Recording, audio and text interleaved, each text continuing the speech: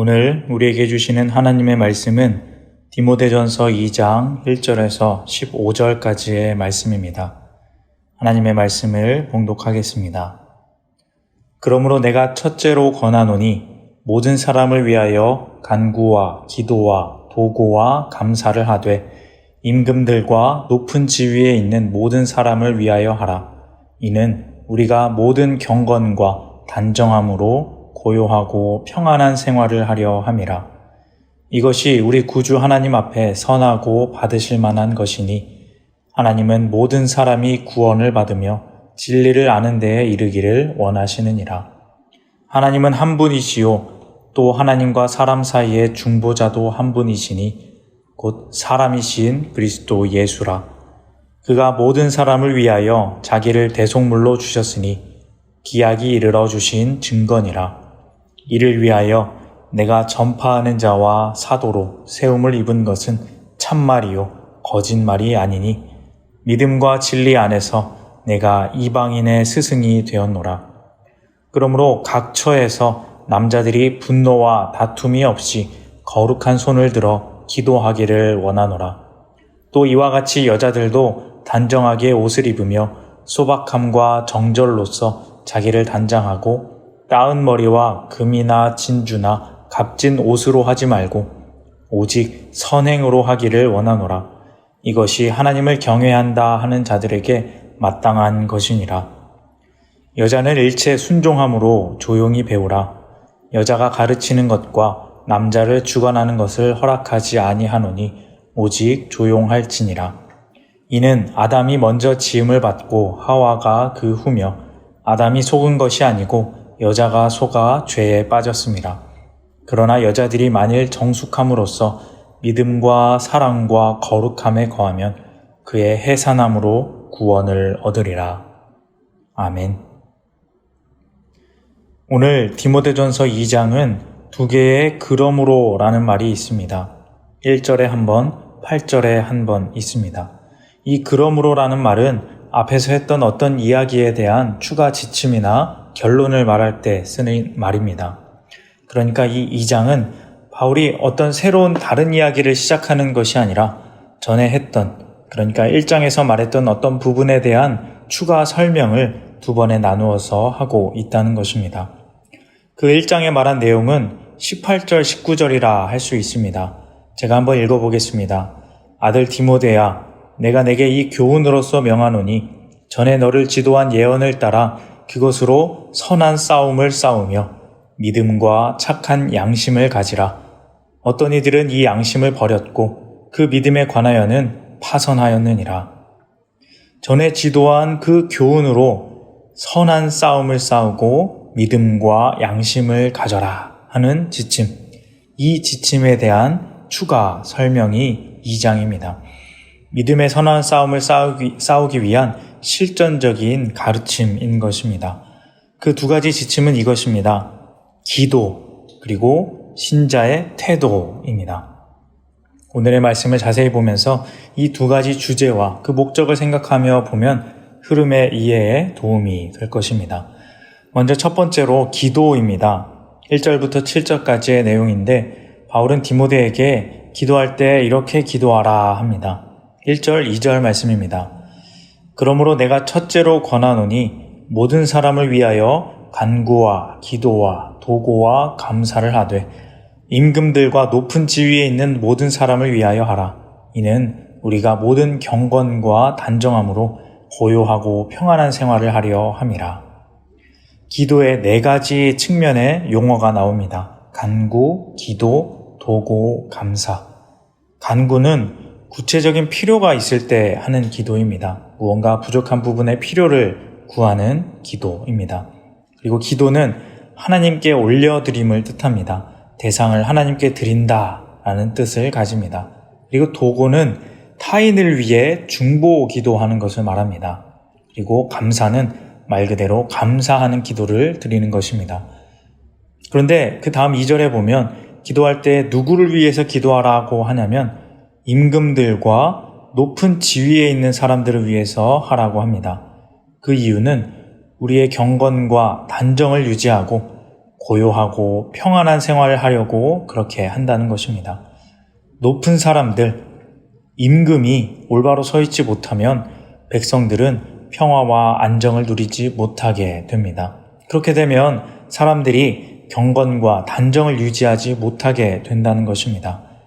그래서 경건을 지키기 위해서 하나님 앞에서 단정히 행하고 그런 거룩함을 지키기 위해서 우리는 평화로운 시대에 살아야 하기에 높은 자리에 있는 사람들, 특히 임금을 위해서 기도해야 한다는 것입니다. 이러한 기도의 삶은 무엇보다 하나님께서 기뻐하시는 것이고 하나님의 뜻을 이루는 삶입니다. 3절과 4절의 말씀입니다. 이것이 우리 구주 하나님 앞에 선하고 받으실 만한 것이니 하나님은 모든 사람이 구원을 받으며 진리를 아는 데에 이르기를 원하시느니라. 하나님의 뜻이 무엇입니까? 하나님은 모든 사람이 구원을 받으며 진리를 아는 데 이르기를 원하시는 분이십니다. 모든 사람이 평화를 누리고 안정하며 그렇게 되었을 때 평화를 주신 하나님께 기도하며 감사하는 그런 경건의 삶을 살아가는 것, 그것을 하나님이 원하시는 것입니다. 그러기 위해서 우리는 기도하는 것입니다. 그리고 이 기도의 본이 되시고 중보자가 되시는 분이 계십니다. 바로 우리 예수님입니다. 5절 말씀입니다. 하나님은 한 분이시요 또 하나님과 사람 사이의 중보자도 한 분이시니 곧 사람이신 그리스도 예수라. 하나님은 모두가 하나님의 진리를 알고 구원을 받으며 평화를 얻게 하기 위해서 예수 그리스도를 이 땅에 보내셨습니다. 이 땅에 진정한 왕으로 세우셨습니다. 그러하기에 우리는 그 예수님만 따라가면 참 평안을 누릴 수 있는 것입니다. 믿음의 선한 싸움을 위한 첫 번째 지침인 기도, 그것은 중보자이신 예수님을 따라가는 것이었습니다. 두 번째 지침은 태도입니다. 태도는 두 가지로 나오는데 남자와 여자의 태도가 있습니다. 먼저 남자의 태도입니다. 8절 말씀입니다. 그러므로 각 처에서 남자들이 분노와 다툼이 없이 거룩한 손을 들어 기도하기를 원하노라. 남자들은 혈기가 왕성하고 힘이 있기에 분노와 다툼이 있었던 것 같습니다. 서로에게 향했던 손을 하늘로 들어서 하나님께로 향하고 경건함으로 기도하라고 바울은 말하고 있는 것입니다. 그리고 여자들의 태도에 대한 지침도 나옵니다. 9절입니다. 또 이와 같이 여자들도 단정하게 옷을 입으며 소박함과 정절로서 자기를 단장하고 따은 머리와 금이나 진주나 값진 옷으로 하지 말고 화려함과 사치로 치장하지 말고 단정함과 정절함을 지키라는 것입니다. 당시 유대와 헬라 자료들에 따르면 그때 여인들은 향락에 젖어 방탕하고 퇴폐한 생활을 하며 그런 옷차림과 꾸밈으로 불륜과 죄악을 일삼는 그런 사람들이 많이 있었다고 합니다. 그런 문화에 함께 살며 그들 따라서 그런 삶을 살지 말라는 것입니다.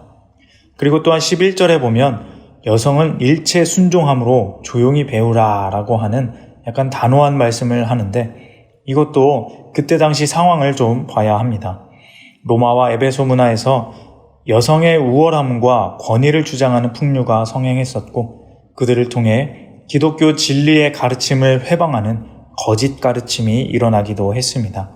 이들은 단지 여성의 권익 신장을 넘어서 평등이 아니라 여성이 더 우월하며 권위의 주도권을 잡아야 한다는 주장을 하였고 이것은 하나님의 창조 질서를 어지럽힐 수 있었습니다.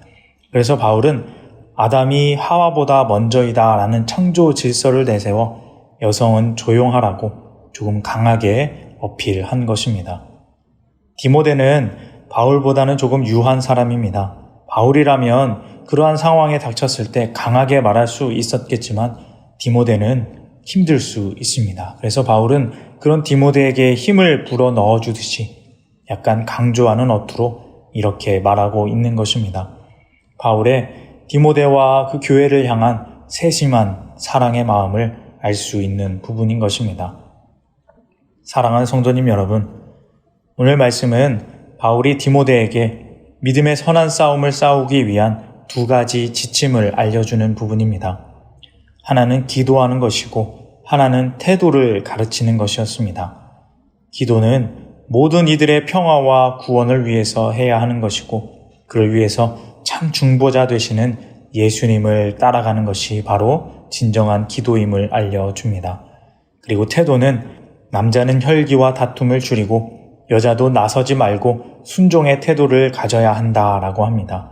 결국 남성이든 여성이든 자기만 생각하지 말고 남을 생각하며 겸손한 태도로 존중하며 믿음 생활을 해야 한다는 것입니다. 결국 이 두 가지 지침 모두 기도나 태도나 십자가에서 겸손히 순종하신 예수님을 따라가는 것, 그것이 바로 올바른 믿음 생활, 선한 싸움을 싸우는 가장 실제적인 방법이라는 것을 알게 됩니다. 오늘 우리의 삶이 이러한 삶이 되기를 원합니다. 기도할 때 하나님의 뜻을 알고 기도하시기를 바랍니다. 구원의 중보자 되신 예수님 본받아 남을 위해 기도하시기 바랍니다. 평화를 위해 기도하시기 바랍니다. 우리의 태도는 남을 섬기는 태도가 되기를 원합니다.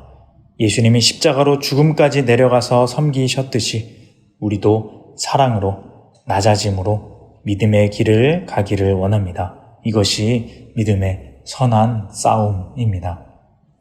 우리의 싸움은 혈과 육에 대한 것이 아닙니다. 영적인 싸움입니다. 이 싸움에서 이기려면 예수님을 따라가야 하는 것입니다. 예수님처럼 기도하고 예수님처럼 행할 때 우리에게 진정한 승리가 있을 줄 믿습니다. 오늘도 그렇게 예수님으로 승리하시는 우리 모두가 다 되시기를, 참 하늘나라의 복을 누리며 살아가시는 우리 모두가 다 되시기를 주님의 이름으로 소망합니다. 기도하겠습니다. 하나님 아버지 감사합니다. 우리에게 구원의 은혜를 허락하시고 그 믿음의 길을 걸어가게 하심에 참으로 감사드립니다. 그 믿음의 길을 걸어가며 선한 싸움을 싸울 때에 예수님을 의지하고 따라가며 기도하게 하시고 예수님의 태도를 가지고 섬김과 사랑으로 살아가게 하여 주옵소서. 하나님이 진정으로 원하시는 것이 무엇인지 알고 영적인 싸움에서 이겨 승리의 삶을 살아가는 우리 모두가 되게 하여 주옵소서. 예수님의 이름으로 기도합니다. 아멘.